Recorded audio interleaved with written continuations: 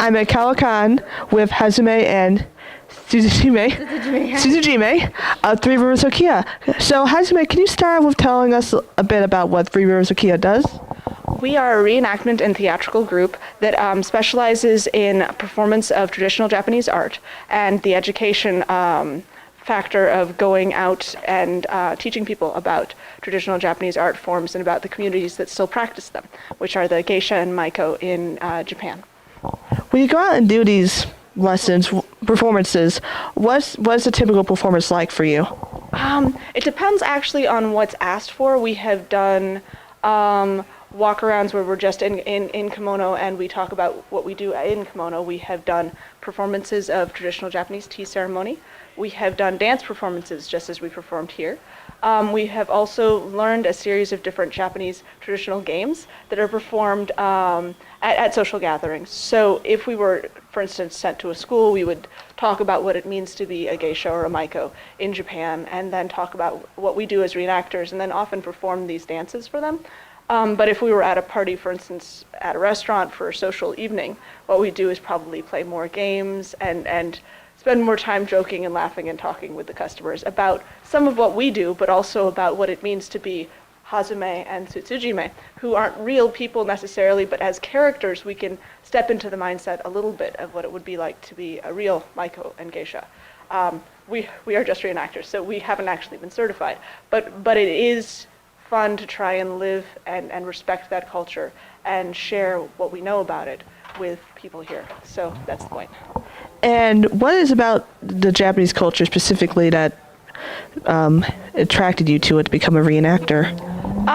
For me, I've always been interested in art for art's sake, where it is a sacrifice on the part of the person who is an artist to make this commitment that is complete and utter and takes up their whole lives, to where, in a sense, they're willing to sacrifice that life in order to preserve that art form.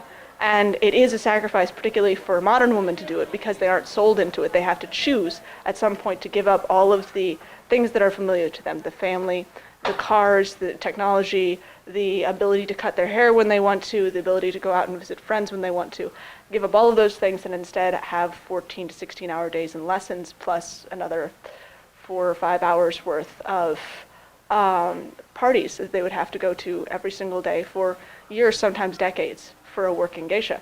So they would literally still have lessons for that entire time, and then they would have the parties in the evenings. So it would literally be a 20-hour day for years. And that's a dedication to art that is phenomenal, and fewer people are actually deciding to become geisha and maiko in Japan. So to preserve that art form, even in a tiny way, is something that means a great deal to me personally. And I feel like even if I am just a pale imitation of the real thing, if I can teach people and excite them about the possibility of truly going and seeing the real ones, that there is this opportunity to see a dying form of art that is still so vibrant and alive and beautiful and important to these people, that if I can get even just 1 or 2 people to go and visit them, I've done my job, because that's my goal. That is what I'm in for. So, not so much about me. And so you found a pretty willing audience in the St. Louis area for your work. Yes and no. There's a lot of people that view it as sort of like vaudeville or something that should be more funny and less serious. And yes, there's the fear that it is cosplay and like clowns, something that is not taken as a serious, dedicated art, particularly because all of us, as is quite clear to the camera, are not actually Asians. We are none of us actually Japanese. So there's I guess you'd call it a stigma to being a Westerner dressing like this, because we can't be real. Therefore, we must be costumes, and we must be fakes. And therefore, if you're a faiko as opposed to a geisha, you're not treated with the same respect. So yes, we have had wonderful opportunities, and we have had a great deal of support, and a wonderful opportunity is still on the horizon to try and make this a permanent feature of St. Louis where we can continue to perform. But we're not sure yet, so I don't want to talk about it on film yet. But Fair enough. yes, for now it is a secret.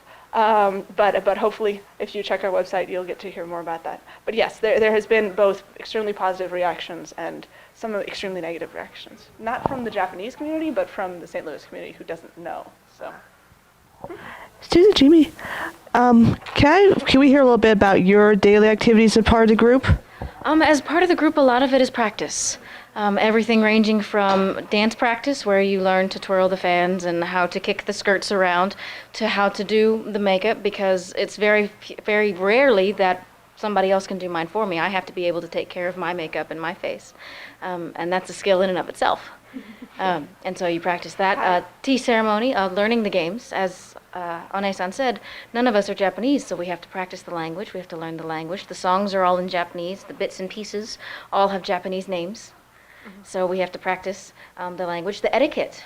There is so much that is Japanese. The way you stand, the way you hold your hands, the way you interact with somebody is very different than I would do as my ordinary self. But as Tsujime, I am bound by a very strict etiquette, a very strict way that I would perform, such as I did not speak while my One-san was speaking. It wasn't until you asked me a specific question that I am allowed to step up and speak, because I'm but a junior member of the group. That's not my place. But that's a completely different mindset. And all of that takes practice. Do you find it difficult to be in this new culture?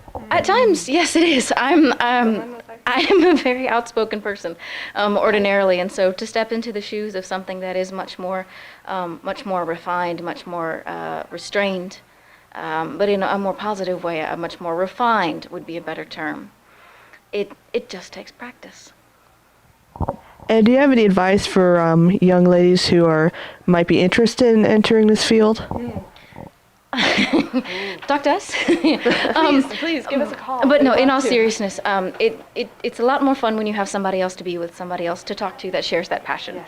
When you're all by yourself, it's no fun to play these games or practice the language on your own. You find somebody else that That can shares love the it as same well. passion, Yeah. and then it really has something to root in and to grow into something like our group that is trying to do something much greater, and we sure do have a good time Oh my goodness. as we do it. So. Hi. And can you give the name of your website? It is www.threeriversokiya.com. That is THREERIVERSOKIYA.com. We also have .net, so you can look it up in two places. But yes, threeriversokiya.com and threeriversokiya.net. Thank you. Fantastic. And thank you for talking to us. Thank you. Arigatou. Arigato. Hi. Have a wonderful con. You Thank too. you so much. Lovely to meet you.